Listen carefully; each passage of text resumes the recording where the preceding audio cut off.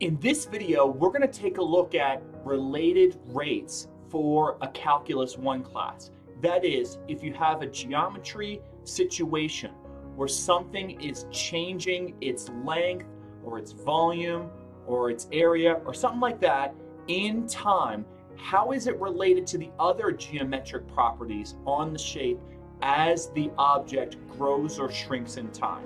We're going to take a look at that today here on High Peak Education. What's going on, everybody? Thank you very much for watching. Really appreciate all of you subscribing and liking and supporting the channel. So this is going to be a related rates video where we're going to take a look at, first of all, a spherical balloon getting larger, secondly, a ladder sliding down a wall, and then third, when we have a conical tank that's being filled up, we're going to take a look at how various pieces are related to one another in terms of their related rates. So this is going to be a video that goes over 3 different problems, and hopefully by the end you'll understand how these properties are related to each other in terms of geometry and then how you can set these things up. So let's get into today's video. The whole idea of related rates is the following: that typically when we're looking at a geometry equation, like in a geometry class, we usually just have like a static situation. In other words, the distance from here to somewhere east is this far. The distance from that point to a point north is a different distance. What's the straight line distance diagonal? So you use the Pythagorean Theorem, right? It's a good old right triangle, something like that. But we assume those locations are fixed. I mean, that's the easiest way, and of course that takes care of a lot of the world. The 2 main inventors of calculus were Sir Isaac Newton, Gottfried Leibniz, over in Germany. By the way, people fight about who gets more credit. Not that England and Germany have ever had any disputes over time, have they? I mean, but anyway, the point is, Newton was studying calculus to figure out how far ballistic cannonballs were going in the king's army. So he wanted to know how the rate of change of something was related to, like, you know, how far it would go and stuff like that. So calculus is all about rate of change. So since calculus is all about rate of change, it kind of stands to reason that rate of change, in other words, how a geometric length or a geometric dimension would change, let's say, with time, that there should be a relationship amongst those rates of change to one another. So let's say if airplanes are moving away from each other, there's going to be a relationship in terms of the distance between the 2 of them. Let's say if we're filling up a tank, and the tank, let's say, is a cone, there's going to be a relationship between what's the rate that the radius is increasing compared to the volume going up. Or for that matter, even the height going up, or the volume increasing. So basically this is the whole idea of related rates, that in a similar way that geometric quantities are related to each other, the rates of change of those geometric quantities are related to each other. But not directly from the geometry equation, it's from the calculus applied to the geometry equation. Does that kind of make sense? So that's the big picture of what we're thinking about when we look at this section. Now, I'm going to suggest that we can't really sort of teach or explain more conceptually on more than what I just said. I would just suggest we should look at some examples. Let's look at example 1. It's like air is being pumped into a spherical balloon. Its volume increases at a rate of 100 centimeters cubed per second. How fast is the radius of the balloon increasing when the diameter is 50 centimeters? So before I even get into the problem there, it's important to try to think about, notice that they don't really give us an equation to really get going until like most of the way down the page. Notice most of the way down the page, we finally have the equation for the volume of a sphere. V equals 4/3 pi r cubed. That's really, in some sense, the first equation. The beginning part, and I agree with the textbook here, we really need to understand this problem. So when it says, like it says there, given information, the rate of increase of volume of air is 100 centimeters cubed per second, notice it labels that as d capital V dt. Now, d capital V dt would be the change of volume with respect to time. Now, by the way, one little tip is, especially on these related rates problems, I would pay close attention to units. I mean, especially if you were in like a science class, you know, the teachers like hammer on, you know, pay attention to units, right? And in this particular case, it helps to tip you off in terms of what quantity is what. That is, dV dt in this case is centimeters cubed per second.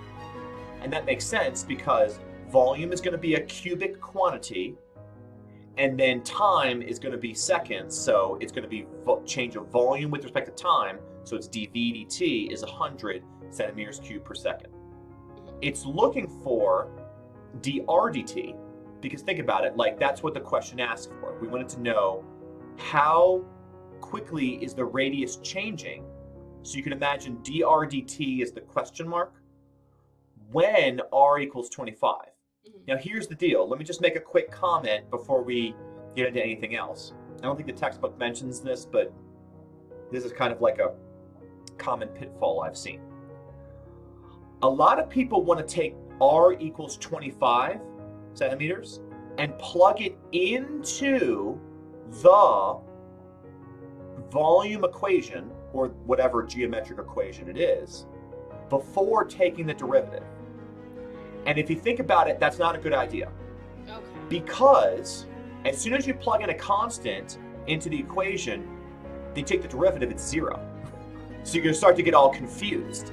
So, and furthermore, does it make sense to you that I explained this part, that unless you allow r to change first, you then can't understand the rate of change of r and thus plug in the radius until you've done the calculus step. So the calculus step must come before the plugging in with these related rates. All right, is that making sense? We want a relationship between dV dt and dr dt. Well, it's not just going to be some arbitrary relationship. That relationship will be, based upon taking a time derivative. That is a derivative with respect to t of the volume of a sphere equation. So notice we have the volume of sphere equation there before. Okay. By the way, some of these equations you should either be familiar with if the professor expects you to be familiar with it, let's say on a quiz or exam, or you should look them up. But either way, just, there's a common equation. V equals 4/3 pi r cubed, volume of a sphere. And then what we do is we take the derivative of both sides with respect to t. So we assume volume is a function of time, can change with time, and radius is a function of time, can change with time. Okay?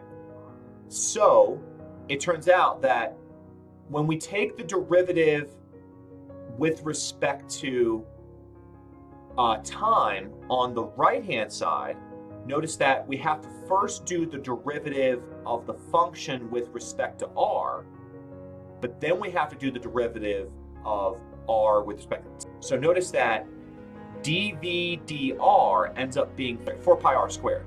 And let's think about why that is.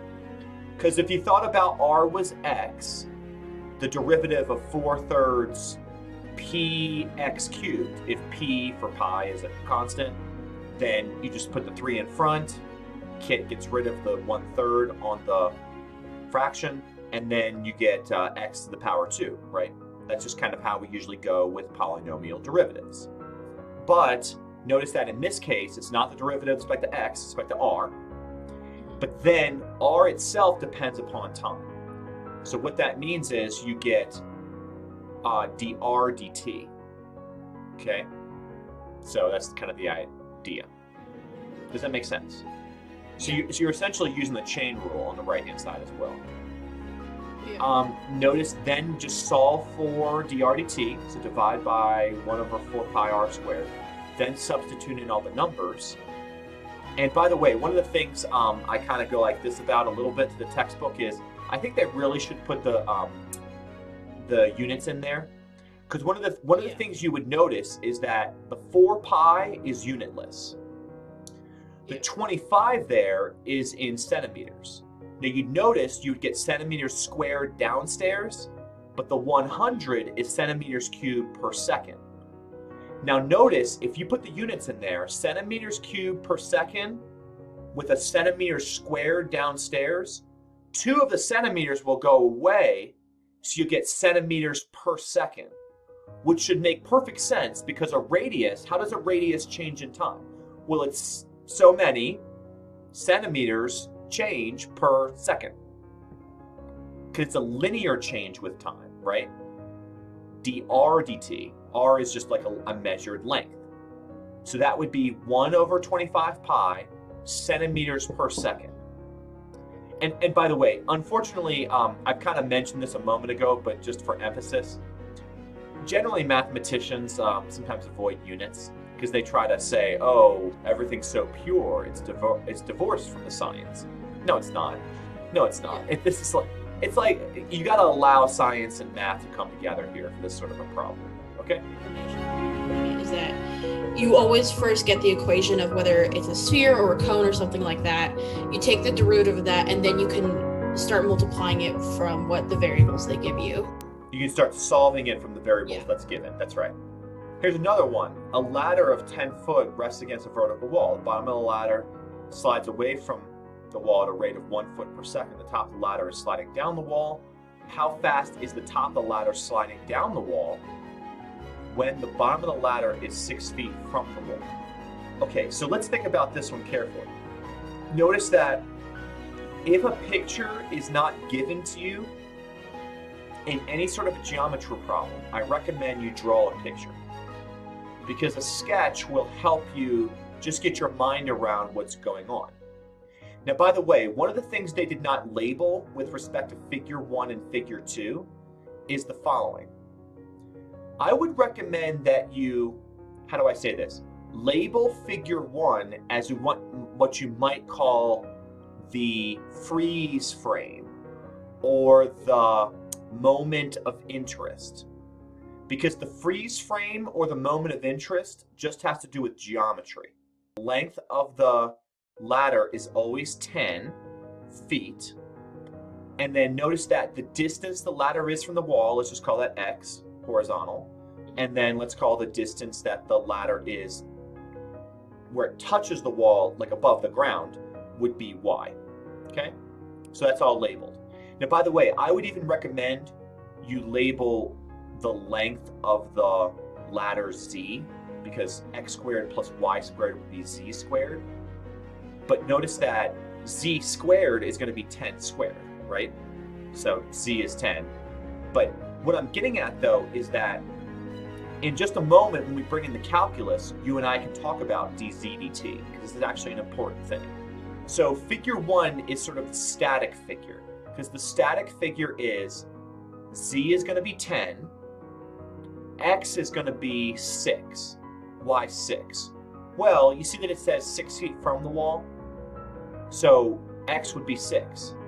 But notice that from the static figure, again, think of the static figure as the figure that you stop the animation. Imagine the ladder was going down like this, and it was an animation. Suppose you click pause on the YouTube video, right? Boom, you stop it.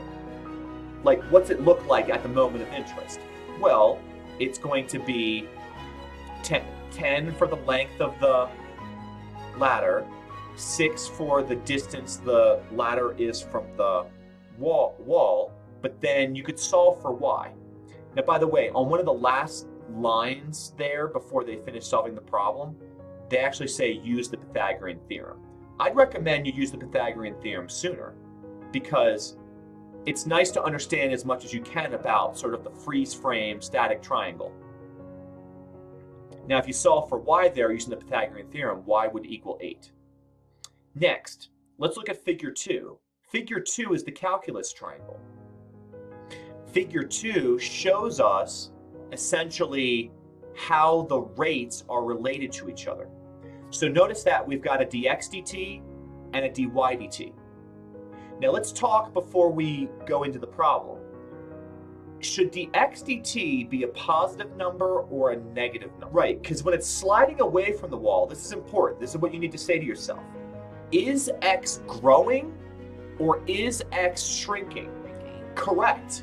Okay. Now, that's very important when it comes to these related rates, because sometimes they'll give you a value and they'll say, you know, the ladder is moving down the wall at 3/4 of a foot per second. But when they say down in words in the statement of the problem, they'll expect you to be clever enough that you go, hey, that's a minus. Okay, so you got to be careful with that. So ask yourself, is that length growing? That's a positive.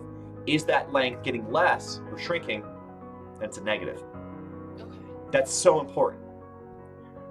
Furthermore, notice that they don't label dz dt, but I would recommend dz dt be labeled. What would dz dt be? How much does the length of the ladder change with time? Right, so the thing is dz dt would be 0. Yeah. So the thing is, the length of the ladder itself doesn't change in time. Now, by the way, in certain problems, that's not very explicit, but I recommend that we sort of keep that in mind as we go about some of these things, okay? So anyway, in this case, it's a little more obvious, but there are some harder problems where I think labeling that is helpful. Now, by the way, on the previous problem, it was relatively obvious what the geometry equation you should choose is, because, like they mentioned, it's a spherical balloon, right? So volume of sphere, okay, that seems reasonable. Whereas in this case, it's like if we want to know how far from a wall, how far up a wall, and the length of a ladder, drawing the picture helps us say, hey, you know, those side lengths are related through the Pythagorean Theorem. So that's x squared plus y squared equals z squared, right? So what we do is we take the time derivative of all of those variables. Now notice, if you take the time derivative of that whole equation, again, x is a function of t, y is a function of t, z is a function of t, but dz dt is 0, or the derivative of a constant is 0. So notice that you get 2x dx dt plus 2y dy dt equals 0. Notice that also, since 2 is the greatest common factor, you could factor that out.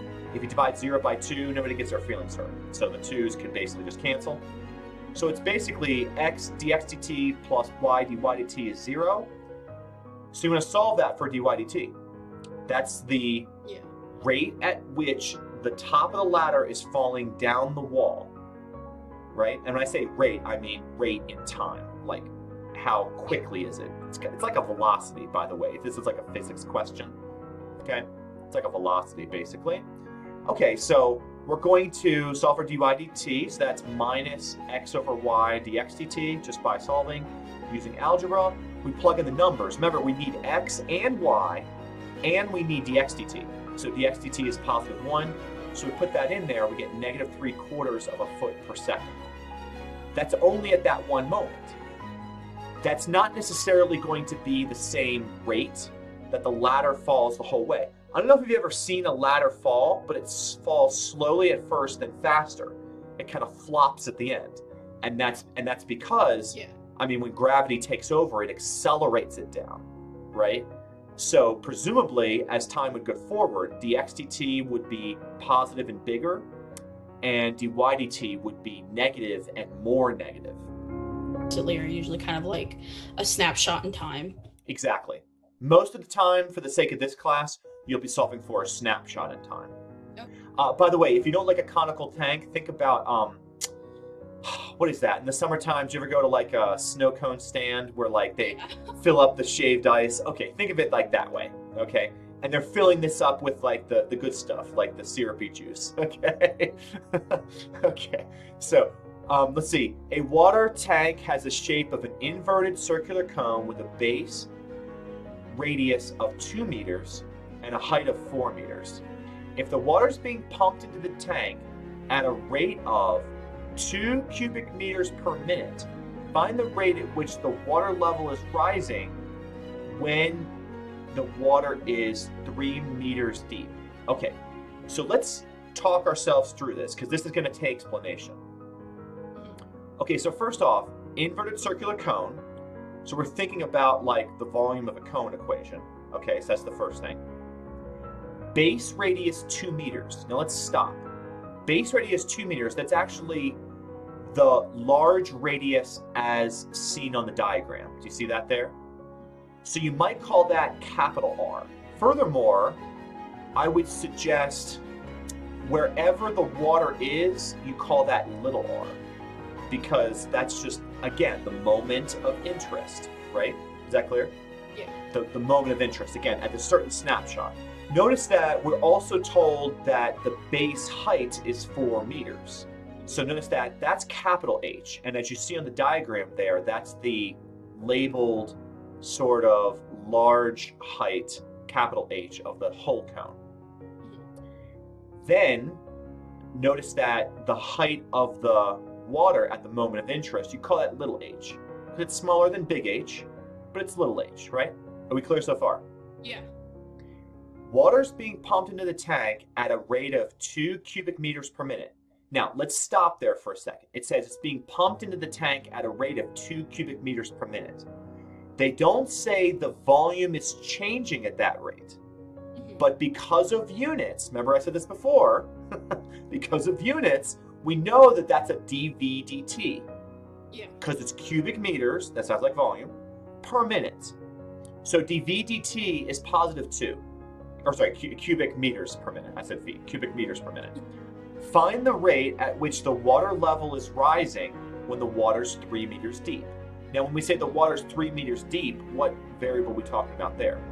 Right, so that's lowercase h. So yeah. Lowercase h at the time of interest is 3 meters, okay?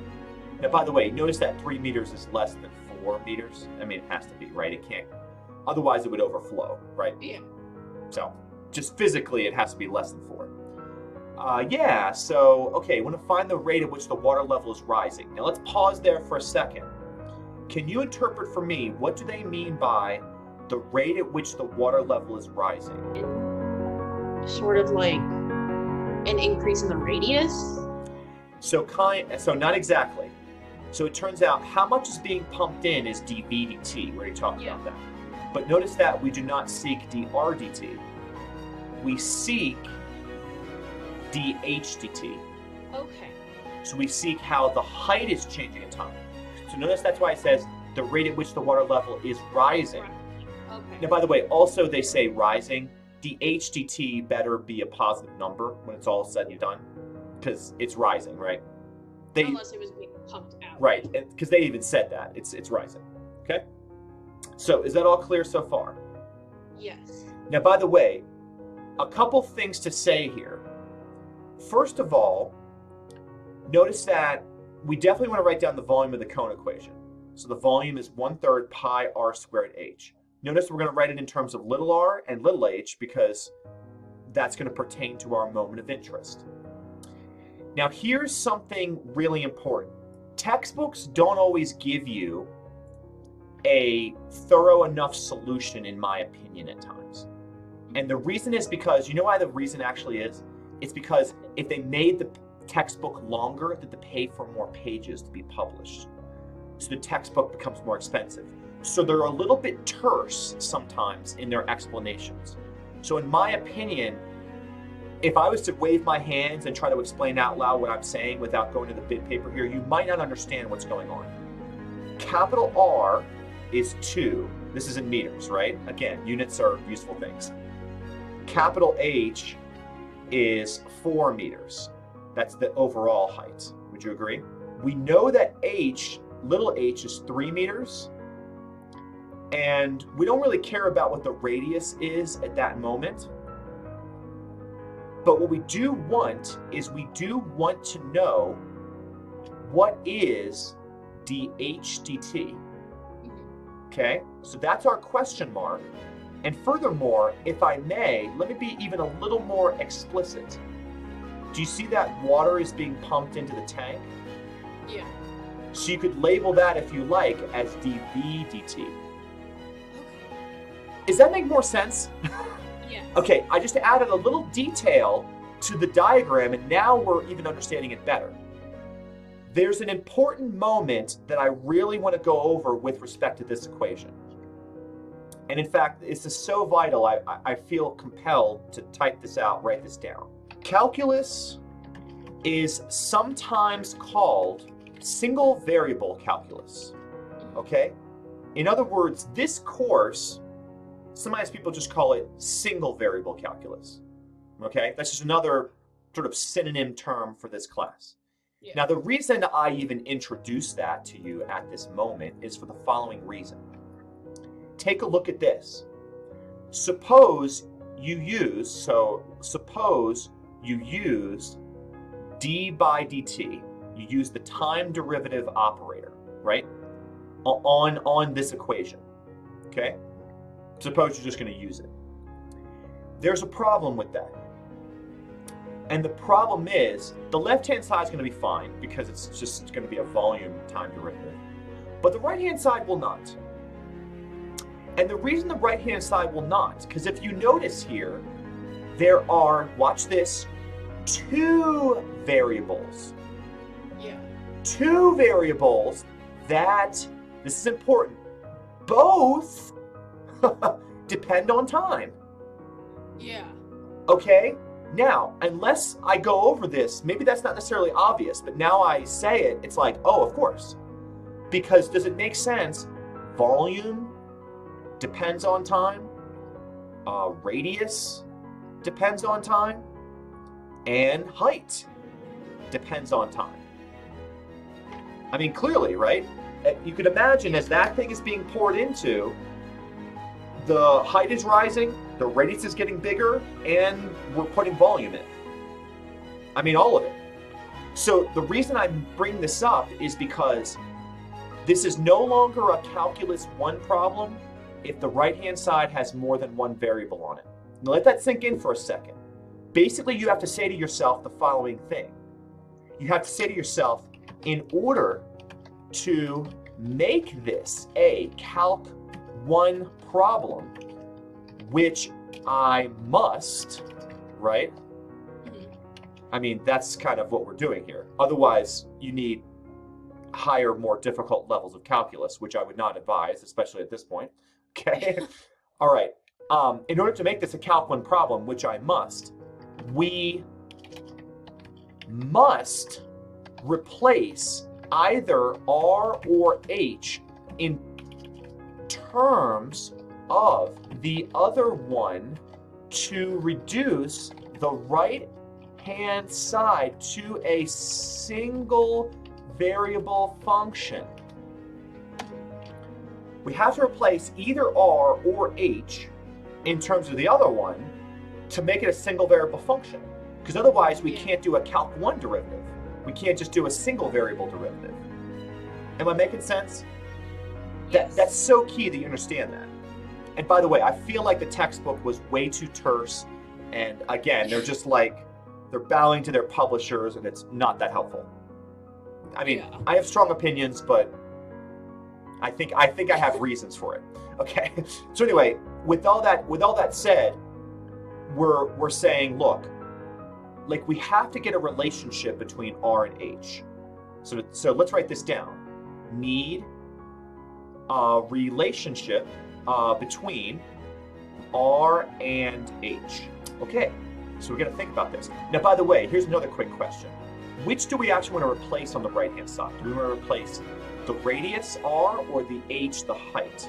So if we replace the height, the entire equation on the right-hand side would be in terms of R. Yeah.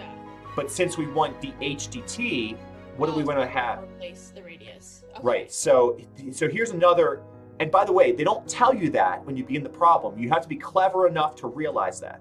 Mm-hmm. So let's write this down. Should replace for radius because we need H so that we can find dH dt. And so if you do get the multiple variables, then you know which one you need to replace for instead of Exactly right. doing all the work for one and realizing you did it wrong. Exactly right. That makes a lot more sense. So crucial. So crucial. Then what I want to do is I also want to do this. Aha, there we go. See that? Okay, so now we have something interesting going on. So if you look here carefully, notice that what we have is we have two right triangles. So we have the right triangle of the whole thing, that's in green, and we have the right triangle of the water level. So this is the water level triangle, and then this right here is the whole thing. The whole thing. And when I say the whole thing, I mean the whole container. Okay, so the whole, or tank. Okay, now notice we can start labeling things, right? This is little r, this is little h, this is big H, this is big R. Would you agree? That's just what we have on the diagram, right? Now here's the deal. We need a relationship between R and H, little r and little h. Now, it's not obvious what the relationship between them is, but if you look at these two triangles, I mean, hopefully you can see that if I look at, say, this angle, what do I know about this angle? Yeah, they have to be the same, right? Because they're clearly they're overlapping triangles.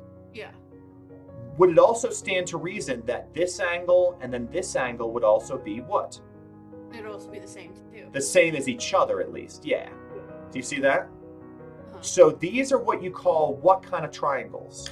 But I know it's the... Yeah, these are going to be called similar triangles. Do you remember this from geometry? Yes. It's been a while, yes. Okay, and then let's remind ourselves, similar triangles have side lengths. That are the same. Well, not necessarily the same, but that are what to each other? There would be the same, proportional. Proportional to each other. This is the key word. Proportional to each other. They have proportional sides. Uh-huh. Now, if they have proportional sides, does it make sense that we could set up a ratio and a proportion? Mm-hmm. So what we're going to do is we're going to set up a ratio and proportion.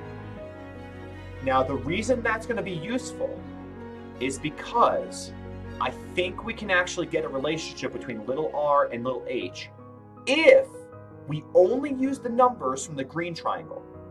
Like if we make this 2 meters and we make this 4 meters, we can do the following.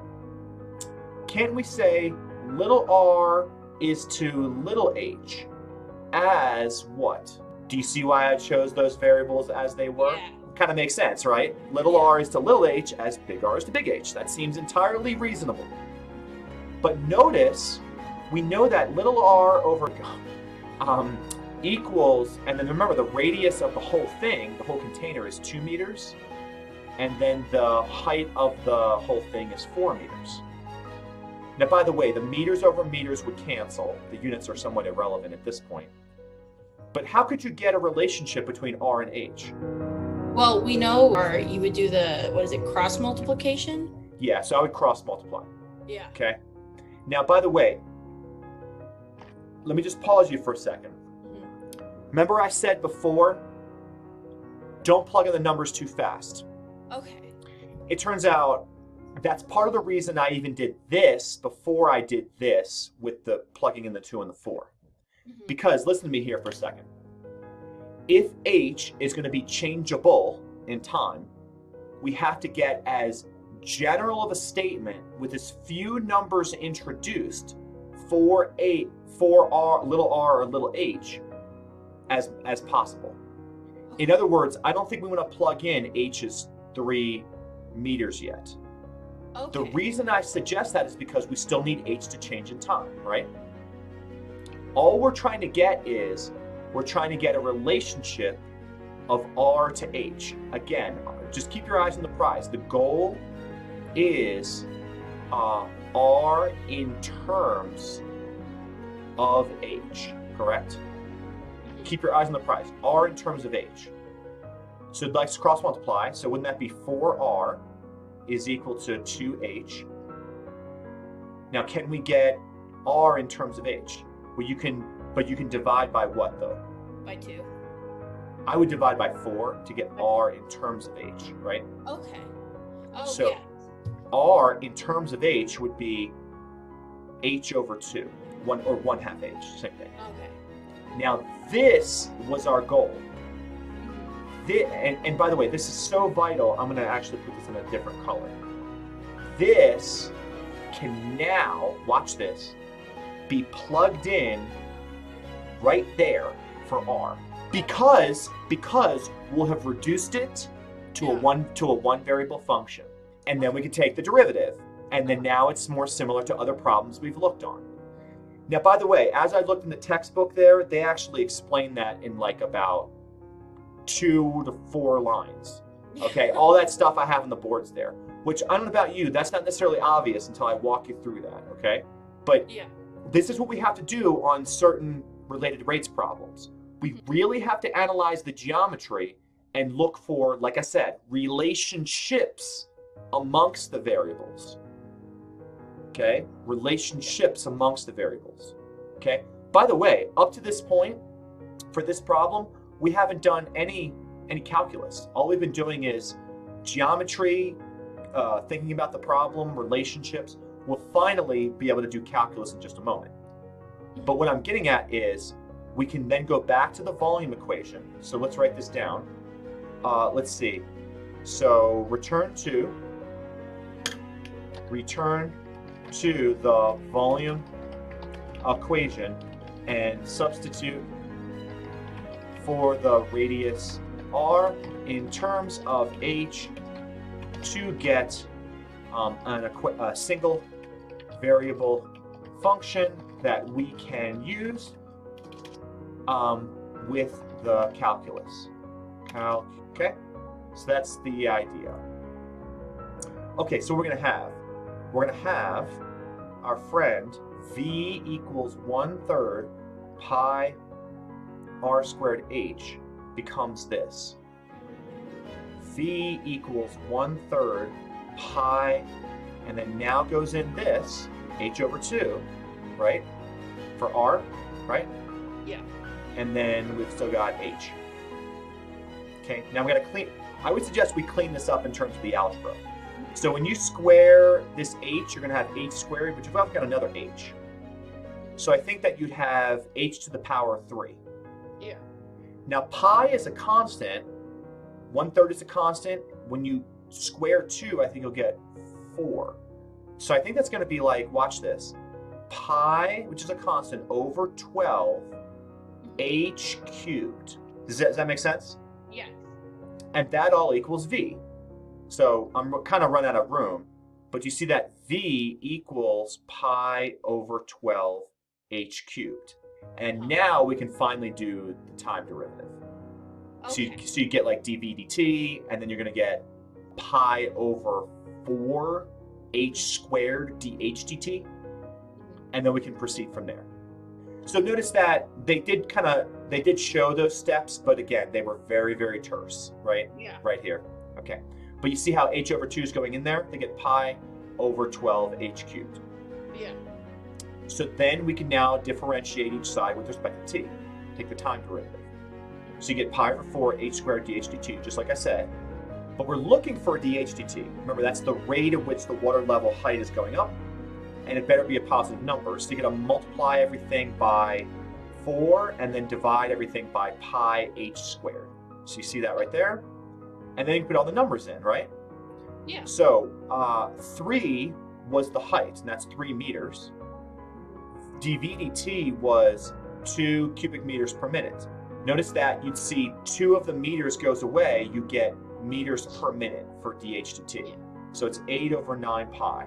By the way, 8 over 9 pi, most math teachers like you to leave it in exact form, which is like in terms of pi. I mean, obviously, like it shows there, you can get a decimal. This is about 0.28 meters per minute.